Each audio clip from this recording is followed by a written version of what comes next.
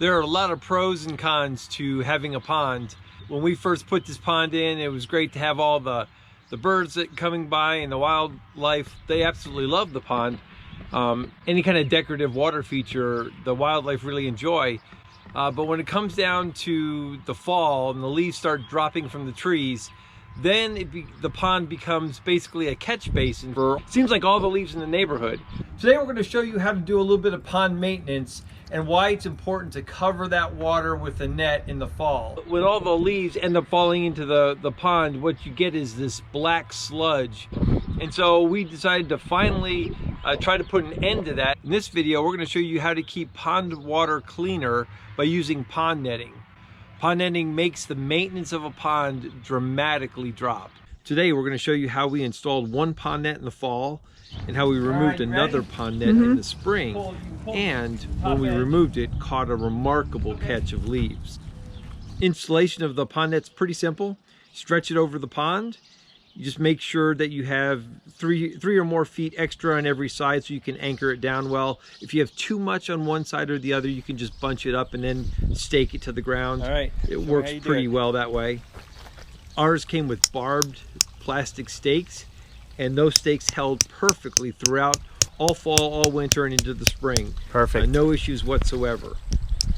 It's always nice to have a little extra help, and even a 6-year-old can be a big help when you're putting something like this on.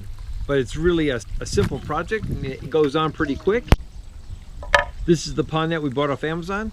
We are Amazon affiliates. Just go ahead and check the link in the description below, and if you're looking to pick one of these up. And we're getting ready right now to take off the net from last fall, and with it a ton of leaves as well.